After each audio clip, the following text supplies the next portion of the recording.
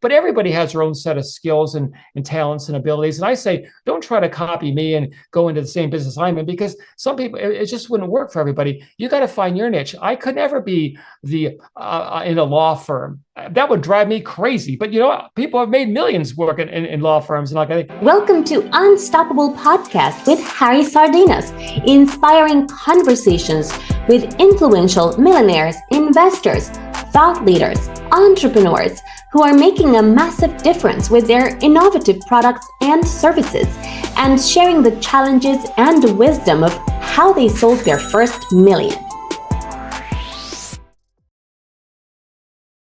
How you're going to keep it? Now you have to become a good investor. And this is completely different skill set that actually generating the money.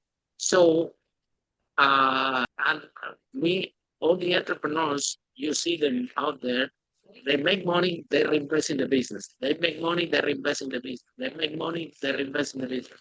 And one day, COVID happened, anything happened, and after 3 months, they go to zero. And you see again and again, because they haven't done the second part. We want all the entrepreneurs to be healthy, wealthy, and happy like you are. So tell us a little bit more about that journey when you say, I made it, but actually I haven't. I'm only halfway. So how do you get this breakthrough? Because nobody talks about it. Yeah. We have in this podcast investors.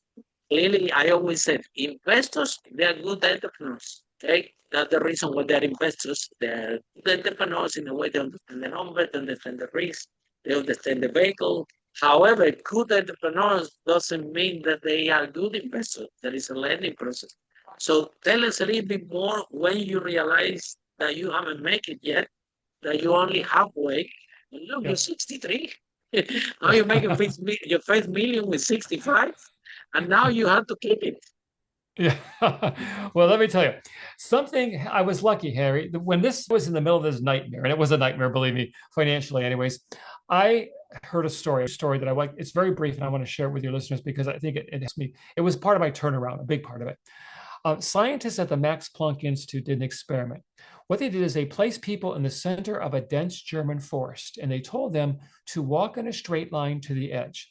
Now, these were confident and capable people, but when the clouds covered the sun and they lost their point of reference, the GPS tracking they were wearing showed they were gradually starting to walk in circular motions. Some of them were ending up right back where they began. And yet, Harry, every one of them was convinced they were walking in a perfectly straight line.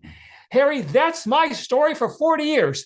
I was making good money, working hard, doing what I thought was good when it came to investing, but I was simply going in circles, going nowhere, ending up on the cliff of a financial disaster at 63. I said to myself, that's what I need. I need a compass, but not a mental compass like travelers use. I needed a one-page compass because I needed to keep my in the right direction. I'll admit to you, Harry, I'm the kind of guy that gets distracted easy. Shiny object, investment tip, and I'm off to the races in the wrong direction. Okay, and that was me for 40 years going in circles. Welcome to my life. Good. But I said to myself, I don't have the runway anymore to make those kind of mistakes. I'm 63. It was more like a helicopter pad than a runway. I didn't have that room to make those mistakes. So that's when I said to myself, I need to get this compass. And that's when I started to do what I said, reading the books, writing it down, and it made a tremendous amount of difference. I'll tell you one of the things it did, and people don't believe this, and I can tell you how I did it if you want. I doubled my portfolio 3 times in a 6-year period. Most financial people would say, that's impossible, David. The market didn't increase that much. But I promise you, I wasn't day trading. I wasn't chasing crypto. I wasn't trying to time the market. I was doing something so boring, it would put you to sleep. I found a system, an approach. And I'll tell you, when the market was down, I was thrilled. When other people were panicking and selling, I was buying more shares at discount prices. My only regret was the market wasn't down more during that 6-year period. But I'm going to tell you, it wasn't the returns that really made the difference. It was the math that surprised me. There's a thing called the rule of 72. And what it says is if you're getting a 10% return on your money will double every 72 months, or every 7.5 years, or every 86 months. Okay. My first double, once I got my compass, occurred in just 30 months.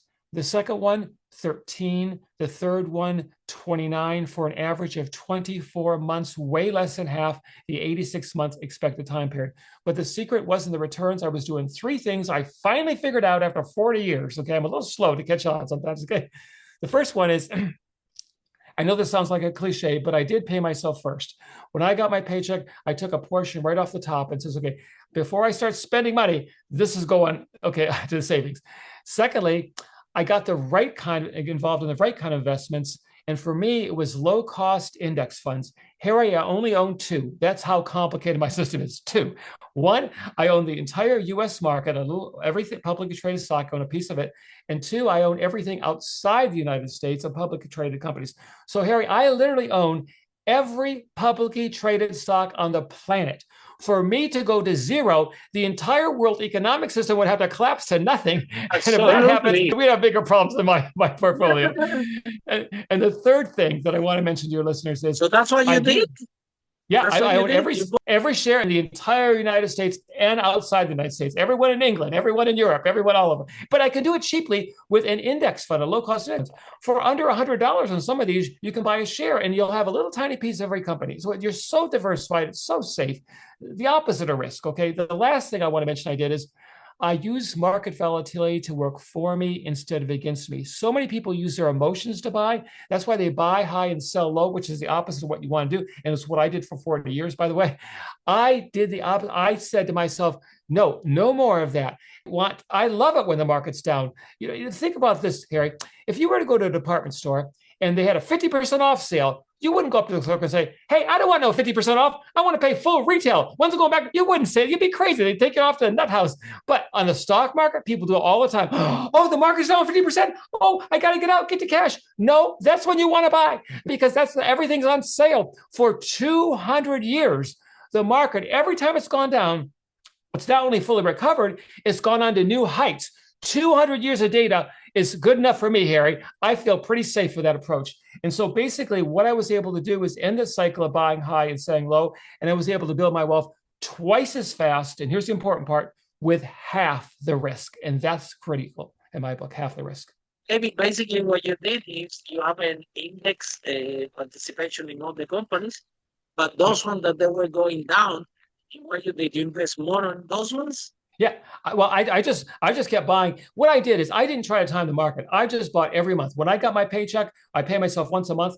I took it off and put it in in my investment accounts. And here's how easy it is. Here's how easy my investment is. It takes me 5 minutes a month. I pay myself once a month, okay? And when it hits my checking account, I take a portion of it and I transfer it over to my investment accounts. Some of it goes into the US market, some of it goes to the international market. I click out of it and I'm done for the whole month. That takes me 5 minutes. Do I need a financial advisor for that deal? 5 minutes. That's all it takes. I don't pay any fees to anybody. It's pretty much all mine. I apologize for that. And that's how it works, okay? I'm so sorry. Maybe, but when you move that money from the financial account, then you buy shares, right? But these shares that you buy, they are specifically those ones that you see a huge decrease, or what's the criteria?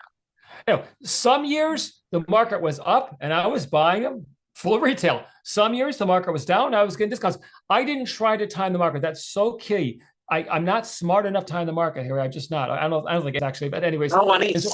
Yeah, I know it is. I just bought consistently. Every paycheck I bought, if it was up, okay. If it was down, if it was the same, okay. I didn't worry about that. And over time, it works beautifully. And it doesn't take decades, like 40 years to do it. I did it in 6 years, but I had a very disciplined, aggressive approach. And I used my compass to keep me on track and not go off on tangents like I did for 40 years. Maybe, and the money, where is it coming? The money is coming from your sales business? Yeah, my business.